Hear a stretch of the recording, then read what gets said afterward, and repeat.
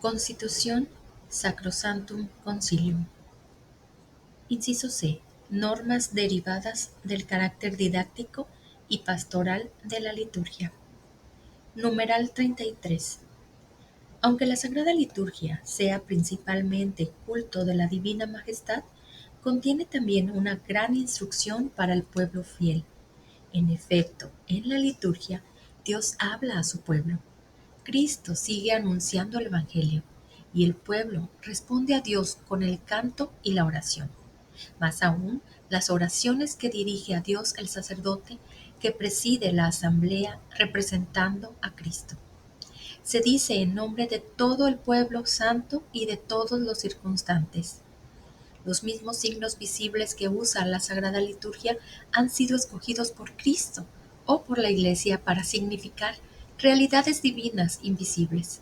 Por tanto, no sólo cuando se lee lo que se ha escrito para nuestra enseñanza, Romanos 15:4, sino también cuando la Iglesia ora, canta o actúa.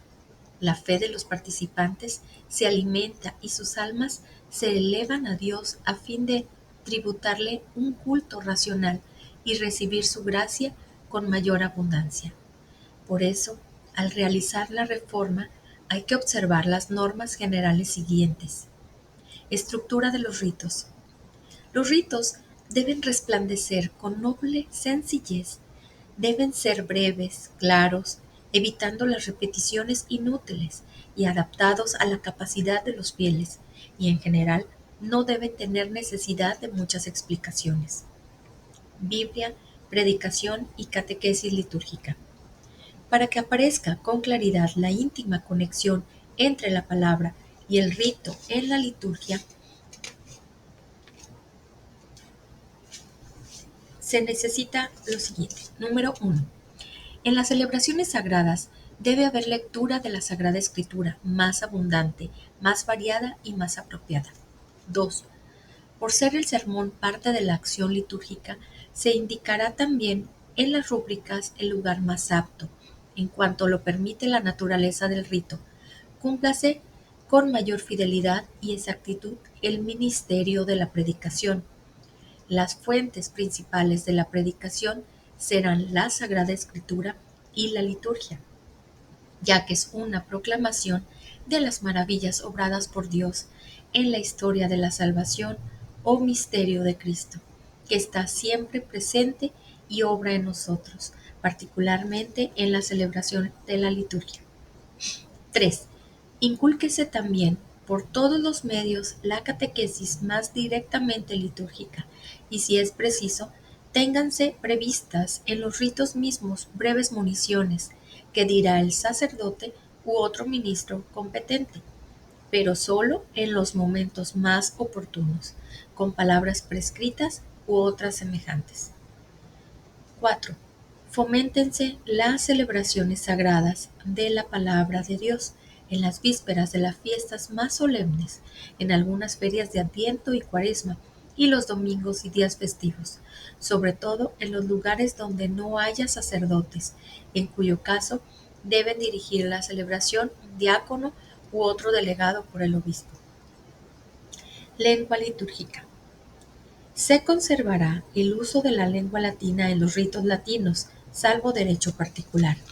Sin embargo, como el uso de la lengua vulgar es muy útil para el pueblo, en no pocas ocasiones, tanto en la misa como en la administración de los sacramentos y en otras partes de la liturgia, se le podrá dar mayor cabida ante todo en las lecturas y municiones, en algunas oraciones y cantos, conforme a las normas que acerca de esta materia se establecen para cada caso en los capítulos siguientes.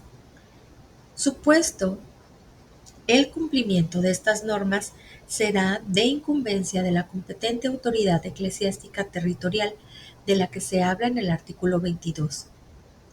Determinar si ha de usarse la lengua vernácula y en qué extensión, y si hiciera falta se consultará a los obispos de las regiones limítrofes de la misma lengua.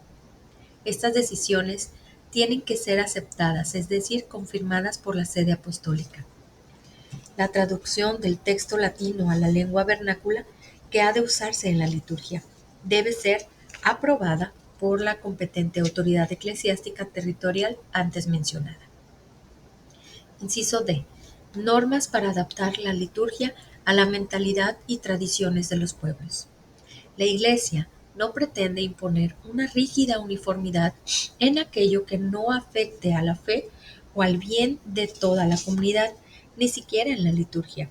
Por el contrario, respeta y promueve el genio y las cualidades peculiares de las distintas razas y pueblos.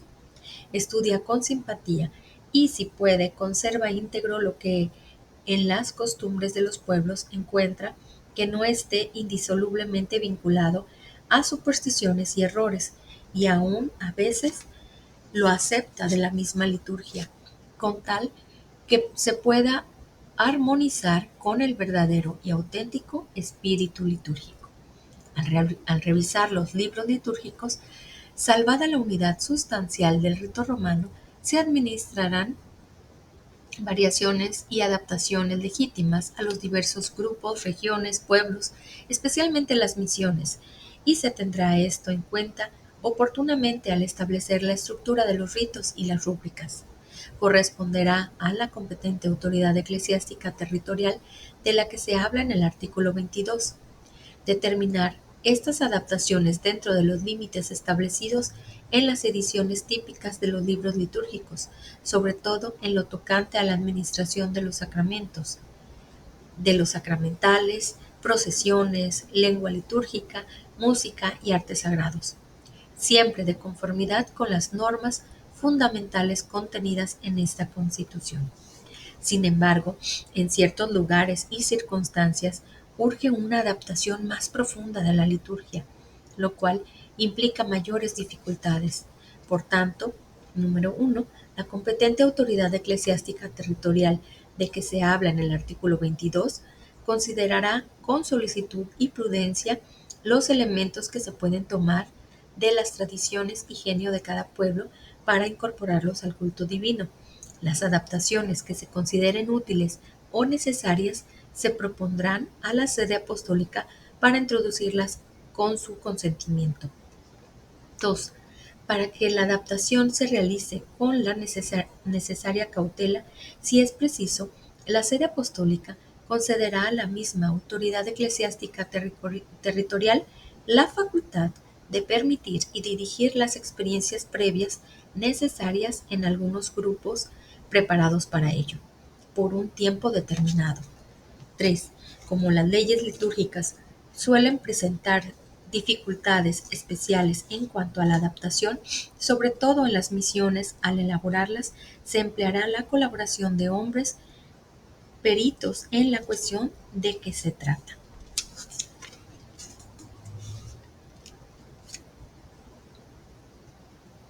Número 4. Fomento de la vida litúrgica en la diócesis y en la parroquia. Vida litúrgica diocesana. El obispo debe ser considerado como el gran sacerdote de su grey, de quien deriva y depende, en cierto modo, la vida en Cristo de sus fieles. Por eso conviene que todos tengan en gran aprecio la vida litúrgica de la diócesis en torno al obispo, sobre todo en la iglesia catedral, persuadidos de que la principal manifestación de la iglesia se realiza en la participación plena y activa de todo el pueblo santo de Dios en las mismas celebraciones litúrgicas, particularmente en la misma Eucaristía, en una misma oración, junto al único altar donde preside el obispo, rodeado de su presbiterio y ministros. Vida litúrgica parroquial. Como no le es posible al obispo siempre y en todas partes presidir personalmente en su iglesia a toda su grey, debe por necesidad erigir diversas comunidades de fieles, entre ellas sobresalen las parroquias, distribuidas localmente bajo un pastor que hace las veces del obispo, ya que de alguna manera representa a la iglesia visible establecida por todo el orbe. De aquí la necesidad de fomentar teórica y prácticamente entre los fieles y el clero la vida litúrgica parroquial y su relación con el obispo. Hay que trabajar para que florezca el sentido comunitario parroquial, sobre todo en la celebración común de la misa dominical. 5. Fomento de la acción pastoral litúrgica, signo de Dios sobre nuestro tiempo. El celo por promover y reformar la Sagrada Liturgia se considera, con razón, como un signo de las disposiciones providenciales de Dios en nuestro tiempo, como el paso del Espíritu Santo por su Iglesia, y da un sello característico a su vida, e inclusive a todo el pensamiento y a la acción religiosa de nuestra época.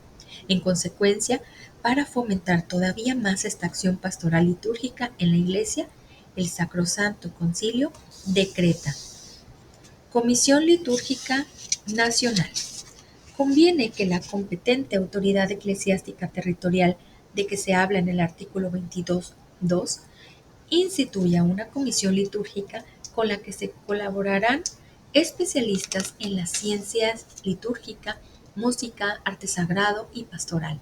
A esta comisión ayudará en lo posible un instituto de liturgia pastoral, compuesto por miembros eminentes en estas materias, sin excluir los seglares según las circunstancias. La comisión tendrá como tarea encauzar dentro de un territorio la acción pastoral litúrgica, bajo la dirección de la autoridad territorial eclesiástica arriba mencionada, y promover los estudios y experiencias necesarias cuando se trate de adaptaciones que deben proponerse a la sede apostólica. Comisión Litúrgica Diocesana. Asimismo, cada diócesis contará con una comisión de liturgia para promover la acción litúrgica bajo la autoridad del obispo. A veces puede resultar conveniente que varias diócesis formen una sola comisión, la cual, aunado esfuerzos, promueva el apostolado litúrgico. Comisión de Música Sagrada y Arte Sacro. Además de la Comisión de la Sagrada Liturgia, se establecerán también en cada diócesis, dentro de lo posible, comisiones de música y arte sacro.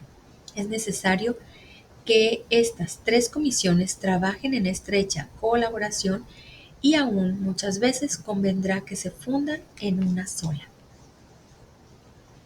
Capítulo 2. El Sacrosanto Misterio de la Eucaristía.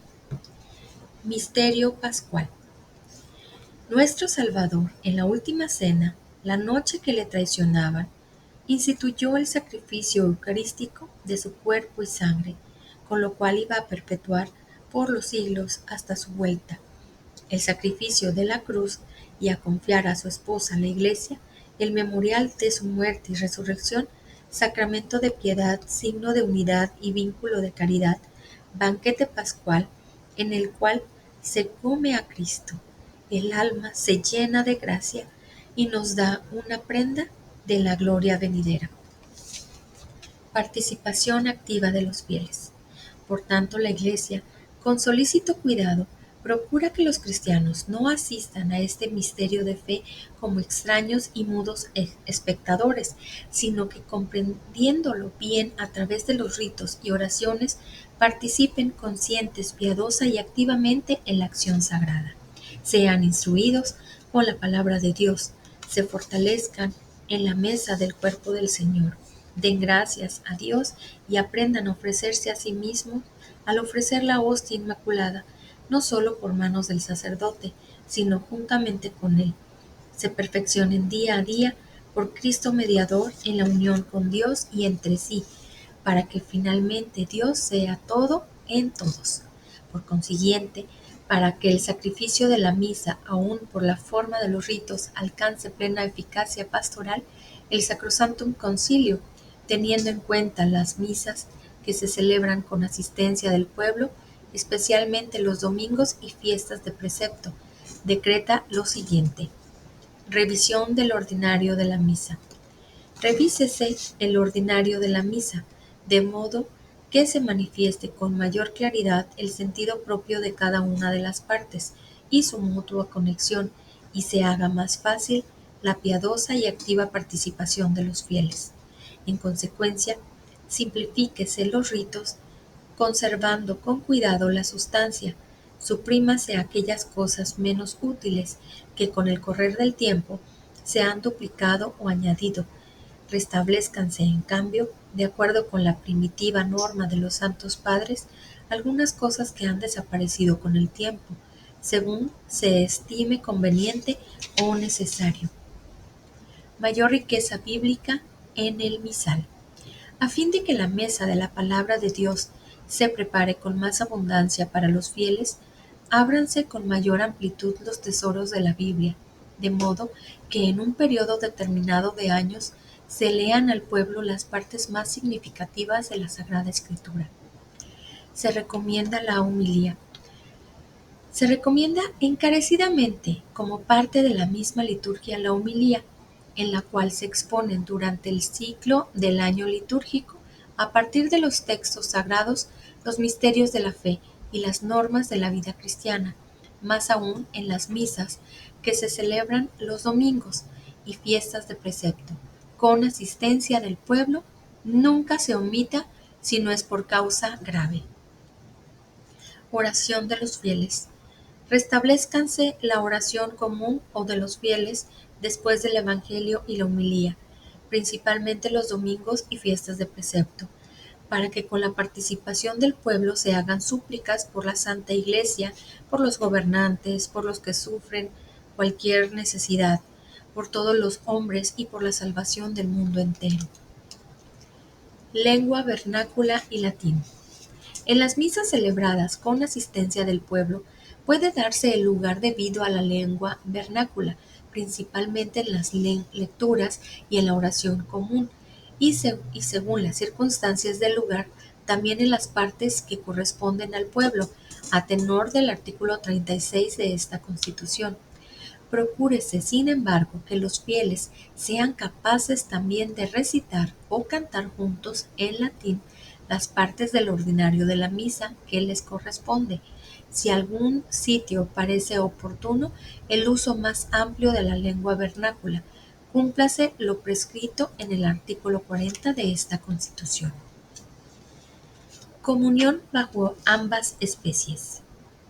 Se recomienda especialmente la participación más perfecta en la misa, la cual consiste en que los fieles, después de la comunión del sacerdote, reciban del mismo sacrificio el cuerpo del Señor, manteniendo firmes los principios dogmáticos declarados por el Concilio de Trento.